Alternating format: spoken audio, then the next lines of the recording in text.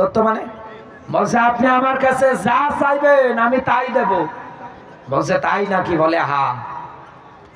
আচ্ছা ঠিক আছে, আমি যা চাবো তাই দিবি? বলে হ্যাঁ।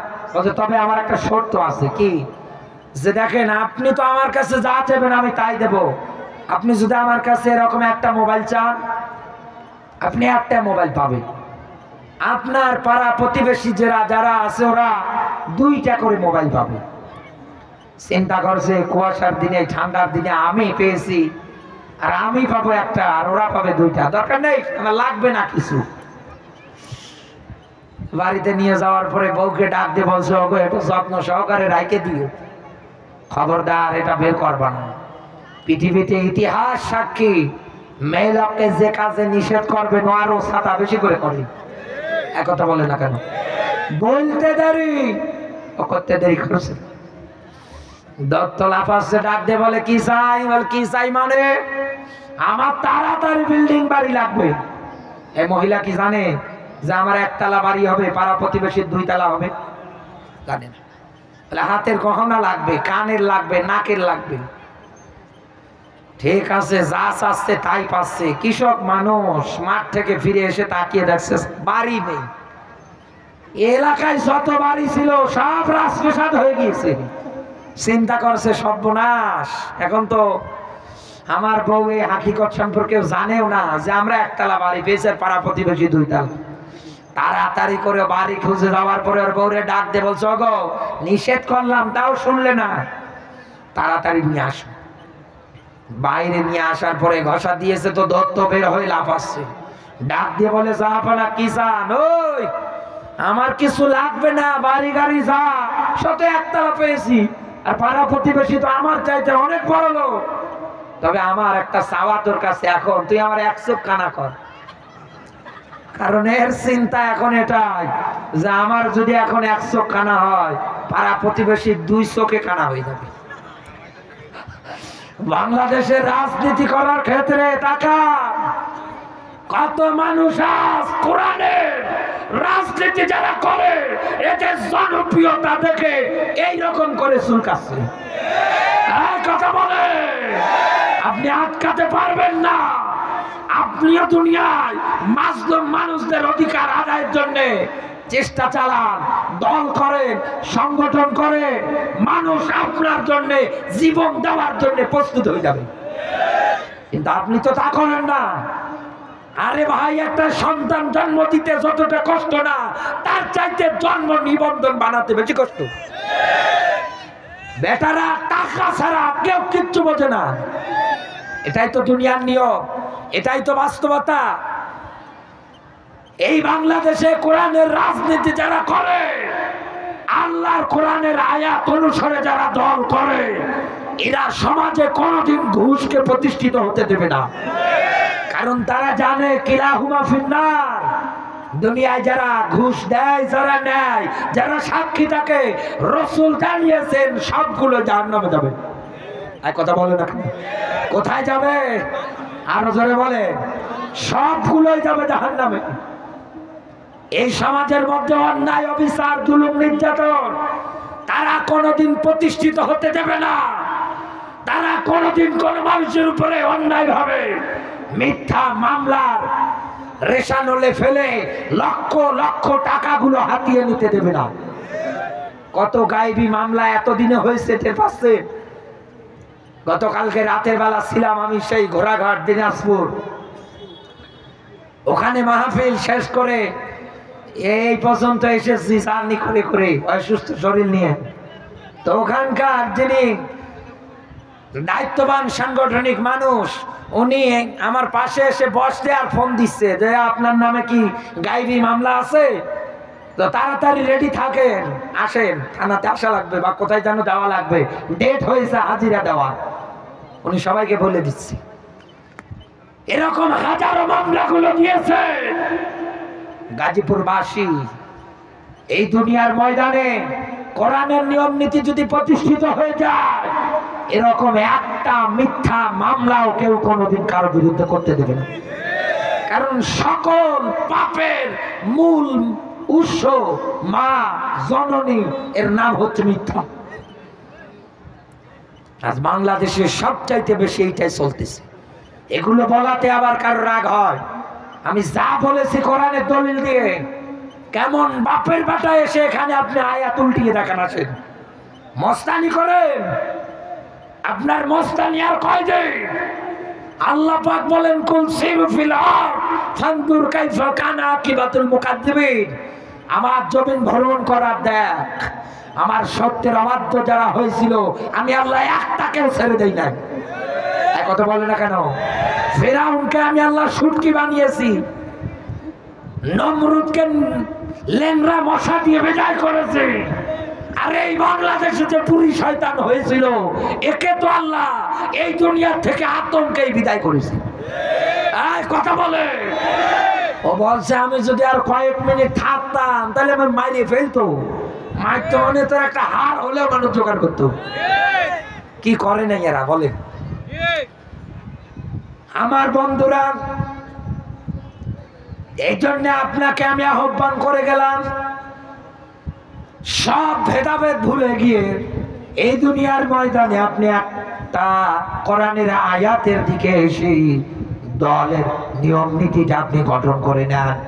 আপনার মুখ দিয়ে যেন বের হয় এই মধ্যে সৃষ্টি যার জমিনে একমাত্র আইন চলবে তার, এই পক্ষে এসে আপনি কোরআনের এই আয়াত অনুসারে সুন্দর করে জীবনটা সাজিয়ে নেন। আল্লাহ যেন আমাদের তৌফিক দান করে, বলেন আমিন। আরো জোরে বলেন আমিন। আমি এতক্ষণ যাবত যা বলেছি আমি শিক্ষা দেওয়ার জন্য বলছি।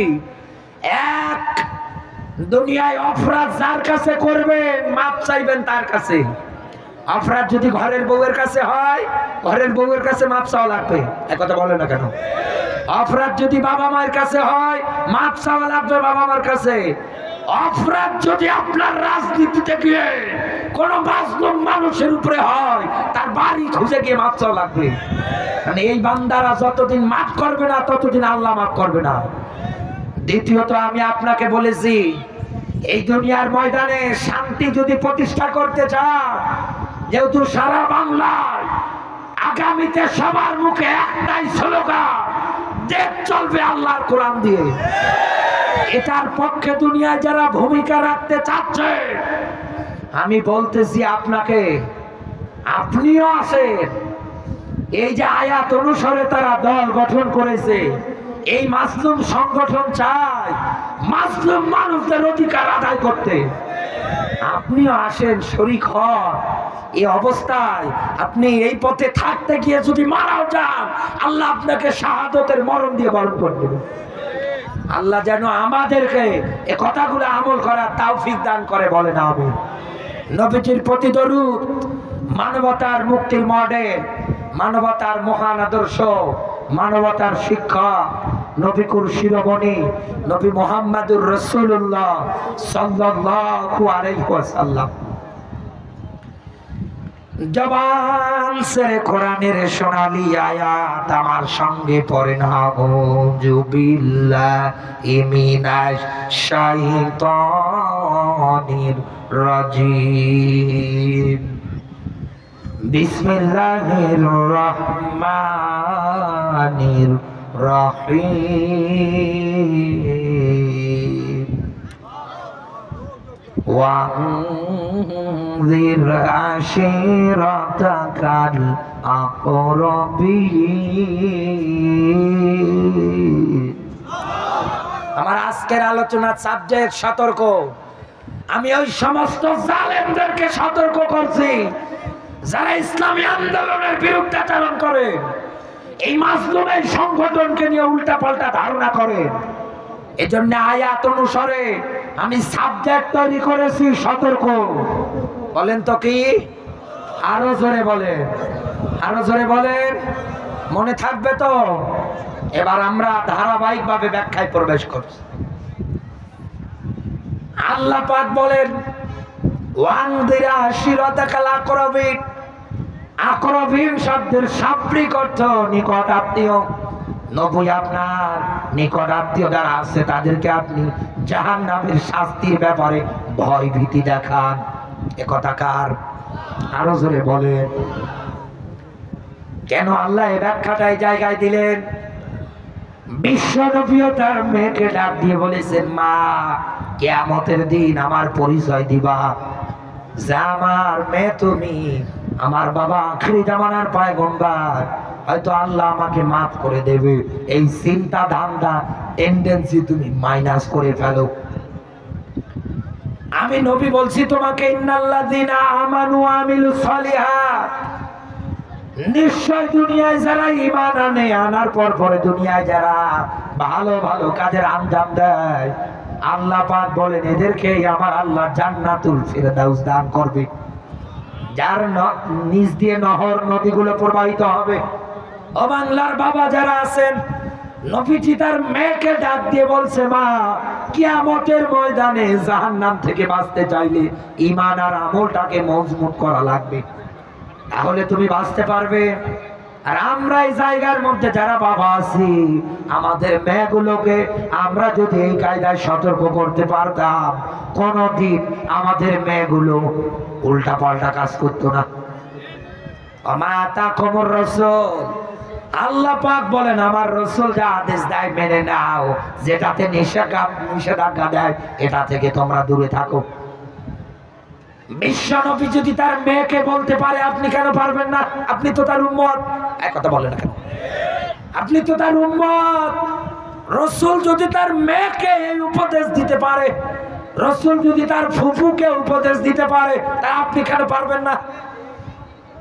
আল্লাহর আয়াত তো কুয়ান ফুসাকুম হালিকুম নারা, আল্লাহ বলেন নিজে জাহান্নাম থেকে বাঁচা যেমন ফরজ, অধীনস্থ আহাল বরাত যারা আছে এদেরকেও বাঁচানো লাগবে, এটা আপনার দায়িত্ব। কুল্লুকুম রাঈন, প্রত্যেকটা মানুষ দায়িত্বশীল। কিয়ামতের ময়দানে আল্লাহ দায়িত্ব পালনের ব্যাপারে জিজ্ঞাসা করবে। বাংলাদেশে তো আমরা দায়িত্ব নেওয়ার জন্য একাধারে চেষ্টা চালাই, কিন্তু দায়িত্ব পালনের ক্ষেত্রে আমরা ব্যর্থ। কথা বলেন না কেন? সে চাকরির দিক দিয়ে হয় হোক, সে বিয়ে শাদীর দিক দিয়ে হয় হোক, এক কথা বলেন না কেন? মেয়েকে ডাক দিয়ে বলছে কোনো চিন্তা নেই তোমার, তোমার দায়িত্ব আমার উপরে। সে বিয়ের 6 মাস পরে যখন অভাবে সে ধরছি, ওর ভালোবাসা ভাঙ্গা বেড়া দিয়ে পালিয়ে দিয়েছি। এই কথা বলে এসে মেরে ফেলছে, বিভিন্ন জায়গার মধ্যে নিয়ে গিয়ে একাধারে পুঁতে পুঁতে রাখছে লাশটাকে। আরে ভাই আপনি দায়িত্ববান, দায়িত্ব পালনের ব্যাপারে আল্লাহ জিজ্ঞাসা করবে। এজন্য দায়িত্ব নেওয়া বড় কথা না, দায়িত্ব পালনটাই হচ্ছে বড় বিষয়।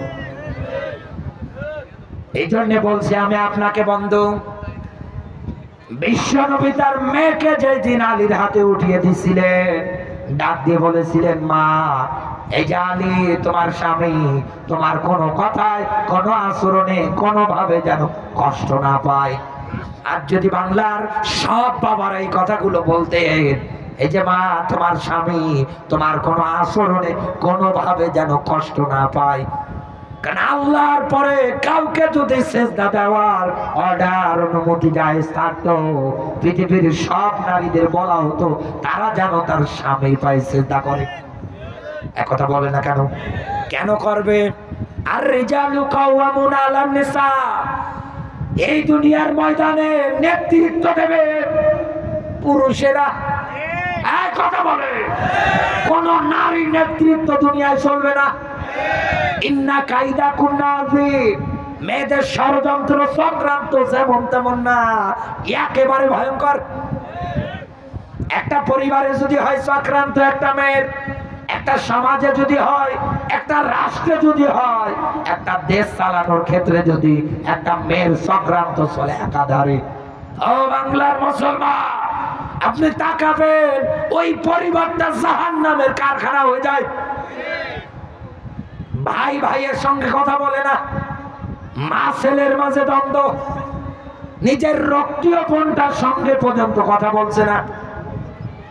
একটা পরিবারে একটা মেয়ে মানুষ যদি দায়িত্ব পালন করার কারণে একটা পরিবারের এত পরিমাণে প্রভাব ফেলতে পারে, এই দেশ চালানোর ক্ষেত্রে মেয়ে লোককে যদি দায়িত্ব দেওয়া হয়, এই দেশে তো দাউ দাউ করে আগুন জ্বলবে। এটাই তো দেখলাম এতদিন, ছাত্ররা অধিকার চাচ্ছে, কোনো বৈষম্য রাখবে না তারা। আর ইনি গণভবন থেকে সুন্দর করে বয়ান দিচ্ছেন একাধারে যে রাজাকারের ছেলেরা চাকরি পাবে না, মুক্তিযুদ্ধের ছেলেরা চাকরি পাবে না, তো রাজাকারের ছেলেরা চাকরি পাবে। দেখছেই তো দেশে আগুন জ্বলছে, রাত 12টা 1টা 2টা 3টা একাধারে সব জায়গার মধ্যে একটাই স্লোগান, তুমি কে আমি কে, বলে রাজাকার রাজাকার। এই কথা বলে দেশে একটা আগুন জ্বলছে, এটা মিডিয়াতে দেখাচ্ছে, বহির্বিশ্ব পর্যন্ত ছড়িয়ে যাচ্ছে। আর ইনি এই আগুন না নিভিয়ে ওই জায়গার মধ্যে আরো কেরোসিন ঢালছে। এতে হিতে বিপরীত হয়ে এমন জ্বলা চলেছে, বলছে আর কোনো কিছু চাই না, এ শয়তান যেন দেশে থাকতে না পারে। শেষে তাই হয়েছে। আমেরিকার দিকে তাকান, এতবার নির্বাচন হয়, একবারও তারা ওই জায়গার মধ্যে হিলারিকে পাস করতে দেয় না। কারণ কি বলেন তো? কারণ ওরা আমাদের চাইতে বেশি কোরআন নিয়ে গবেষণা করে। আমরা কোরআন না পড়লেও ওরা কোরআন নিয়ে থিসিস করে। ওরা ভালো করে জানে মেয়েদের ষড়যন্ত্রের ফাঁদ যেমন তেমন না, একেবারে ভয়ঙ্কর। এই জন্য ওরা কোনোভাবে ওই জায়গার মধ্যে দায়িত্ব পালন করতে দেয় না। আর আমাদের দেশে চেয়ারে বসান মারামারি চলছে। এই জন্য আগামীতে যারা নেতৃত্ব দেবে, আমরা অবশ্যই অবশ্যই সিদ্ধান্ত নেব, কোন মেয়ে লোককে চেয়ারে না বসিয়ে পুরুষকে বসাবো। এই কথা বলে আমার মায়েরা যদি এসে থাকেন, আমি বলছি কোরআনের আয়াত অনুসারে, এই যে ডাক্তার ইউনূস সাহেব, ইনি তো মানুষদের রায় অনুসারে প্রেসিডেন্ট। বাংলার সুপ্রিম কোর্ট থেকে যদি একটা ঘোষণা দিয়ে দেয় যে আগামীকাল থেকে এটা 100% কার্যকর, এ রায় পাওয়ার পরেও কেউ যদি রায়টা অমান্য করে, অস্বীকার করে, গাজীপুরবাসী ওর বিরুদ্ধে রাষ্ট্রদ্রোহী মামলা হবে। কথা বলে না কেন? উনি তো মানুষদের নির্বাচিত প্রেসিডেন্ট, আর আপনার ঘরে যে স্বামী, এটা আপনার জন্য প্রেসিডেন্ট। আল্লাহর কোরআনের আয়াত অনুসারে দাম কোনটার বেশি, কোরআনের না মানুষের? আরো জোরে বলে। কোরআনে যা কথা সবগুলো আমার আল্লাহর কথা, ধারাবাহিক ভাবে তিনি সুন্দর করে ব্যাখ্যা করে দিয়েছেন। এজন্য আমরা আগামীতে কোন এই দেশের মধ্যে কোন মেয়েকে চেয়ারে বসতে দেব না। নেতৃত্বে যারা আসবে অবশ্যই অবশ্যই যেন পুরুষ হয়। এই কথা বলে এই যে Bangladesh fire service, civil surgeon যেগুলো আছে বিভিন্ন জায়গাগুলোতে, আগুন লাগলেই যারা রাত 12টা 1টা 2টা 3টা যে অবস্থায় থাকুক না কেন দৌড়িয়ে যায়। আপনি কি কোনো কালেও দেখেছেন এই ফায়ার সার্ভিসে কোন মেয়েকে নিয়োগ দিতে? চাকরির ক্ষেত্রে ওই জায়গায় নিয়োগ প্রকাশ করতে কোনোভাবেই আপনি দেখেন না। একাধারে কেন দেয় না জানেন? কারণ এই মেয়েরা টুক করে আগুন জ্বালাতে পারে, ও সাঁতার নেভাতে পারে না। তাম দেশের মধ্যে আগুন জ্বালিয়েছে, নেভাতে পেরেছিল। যেই পালিয়ে গিয়েছে অন্যায় নেবে গিয়েছে। এই কথা বলে আবার নতুন করে কেউ যদি আগুন জ্বালাতে চায়, ও পালাবে, থাকতে পারবে না। আমার বন্ধুরা, বিশ্বনবী আমার তার মেয়েকে যে উপদেশগুলো দিচ্ছে, যে স্বামীটা সবচাইতে শ্রেষ্ঠতম সম্পদ তোমার কাছে, স্বামীর মতো আপন দুনিয়ায় আর কেউ হয় না। আর যদি আমরা বাবা হিসাবে আমাদের পরিবারগুলোতে এই দায়িত্বগুলো পালন করতে পারতাম, আমাদের মেয়েগুলো কোনোদিন তার স্বামীর সঙ্গে খারাপ আচরণ করতে পারতো না। ফাতেমাতুজ জোহরার জীবনী পড়তে গিয়ে আমি একটা তথ্য পেয়েছি। আলীর সঙ্গে কথা কাটাকাটি করে রসুলের কাছে এসেছে ফাতেমাতুজ জোহরা। রসুল ওনার দিকে চোখ তুলে পর্যন্ত তাকায় না, অথচ রসুল জানিয়েছেন কেউ যদি ফাতেমাকে কষ্ট দেয়, সে যেন আমি নবীকে কষ্ট দিল। এত মহব্বত করতেন, ভালোবাসতেন, কিন্তু ওই দিন মুখ উঁচু করে তাকাচ্ছে না। ফাতেমাতুজ জোহরা ডাক দিয়ে বলছে, বাবা অন্যদিন আসলে তুমি কথা বলো, অথচ আমি আজকে এসেছি তুমি কিছুই বলো না। ডাক দিয়ে বলে, মা আমি বুঝতে পেরেছি তুমি আলীর সঙ্গে কথা কাটাকাটি করে চলে এসেছো। আমি বলছি তাড়াতাড়ি করে আলীর কাছে গিয়ে মাপ চাও। এক কথা বলেন, আলী যতক্ষণ না মাপ করবে ততক্ষণ আল্লাহ মাপ করবে না। আর এই অবস্থায় যদি মারা যাও তাহলে কিন্তু তোমাকে জাহান্নামে যাওয়া লাগবে। আমার মেয়ে পরিচয় দিয়েও লাভ হবে না। ফাতেমাতুজ জোহরা এই জীবনী থেকে রাসূল তামাম দুনিয়ার মানুষদেরকে কি শিক্ষা দিতে চাইলেন এবং কি শিক্ষা দিয়ে গেলেন। এই দুনিয়ায় সাংসারিক জীবনে মেয়েরা এরকম ঝগড়া করে যদি বাবার বাড়ি আসে জামাইয়ের নামে নালিশ নিয়ে, পৃথিবীর সব বাবার উচিত ওই মেয়েকে আবার জামাইয়ের কাছে ফিরিয়ে দেওয়া। এই কথা বলে, কিন্তু বাংলাদেশের সিস্টেম আলাদা। মেয়ে যদি রাগ করে বাবার বাড়ি আসে, বাবার ও মেয়েকে আদর ভালোবাসা দিয়ে ডাক দিয়ে বলে, মা তোর এত ভাই আর আমি বাপটা জিন্দা বেঁচে থাকতে ও তোর গায়ে হাত উঠিয়েছে, ওর এত বড় সাহস, ও আসুক খালি আজকে বাজারে, ওর টেংরি ভেঙে দেব। এক কথা বলেন, ভাই বলছে ওকে পাইলেই হয়, যেখানে পাবো ওই জায়গায় পিটাবো। এই বাংলাদেশে রাসূল আপনাকে এই আদর্শ শিক্ষা দিয়ে যায় নাই।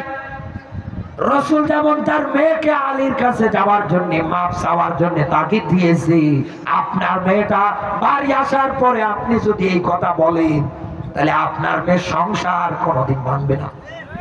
আর আপনি যদি এই জায়গায় উল্টা পাল্টা বলেন যে মা তুই এই জায়গায় থাক, ও এসে আমার পা ধরবে, না ধরা পর্যন্ত আমি তোরে যেতে দেব না। এখন ছেলে মানুষের কান অব্দি কথা চলে গিয়েছে, ও বলছে এরকম বউ একটা গেলে 10টা আসবে, দরকার নেই আমার এই বউয়ের। শেষে দেখেন সোনার সংসারটা বিনা কারণে আপনি শেষ করে ফেলেন, শেষে ডিভোর্স হয়ে যায়। এক কথা বলবেন, হিসাব অনুসারে মেলান বন্ধু আমার, শেষে একটা সংসার শেষ হয়ে যায়, ভেঙে যায়। বাবার বাড়িতে আপনি আর কয়দিন থাকবেন? হাই জোর 6 মাস 1 বছর থেকে দেখেন। আপনার এতদিন স্বামীর বাড়িটা যদি জাহান্নাম মনে হয়, বাবার বাড়িটা এর চাইতে বড় জাহান্নাম মনে হবে। স্বামী ব্যতীত আপনার আপন কেউ নাই। এজন্য রাসূল তার মেয়েকে এইটাই শিক্ষা দিয়ে গিয়েছেন। আমাদের সবার দায়িত্ব এটাই, আমাদের মেয়েগুলোকে এইভাবেই দুনিয়ার ময়দানে শিক্ষা দেওয়া, সতর্ক করা। আল্লাহর নবী সাফা পাহাড়ের পাদদেশে গিয়ে দাঁড়ালেন, আবু লাহাব এসে হাজির। রাসূল ডাক দিয়ে বলছেন, আমি যদি তোমাদের বলি এই সাফা পাহাড়ের পাদদেশে একদল লোক অস্ত্র শস্ত্র নিয়ে তোমাদের প্রতি অ্যাটাক আক্রমণ করার জন্য রেডি হয়ে আছে, তোমরা কি আমার কথাটা বিশ্বাস করো? ওই জায়গায় উপস্থিত যত জনতা সবাই ডাক দিয়ে বলছে যে হ্যাঁ, আমরা আপনার কথাটা 100% বিশ্বাস করি। বিশ্ব নবীর কথা শোনার পরে রাসূল ডাক দিয়ে বললেন, আমি আল্লাহর নবী। শোনার পরে সঙ্গে সঙ্গে ওই সময় আবু লাহাব রাসূলের প্রতি অভিশাপ দিয়েছে, লানত দিয়েছে। আল্লাহ বরদাস্ত করেন নাই। লিল্লাহে তাকবীর, আল্লাহু আকবার, লিল্লাহে তাকবীর, আল্লাহু আকবার।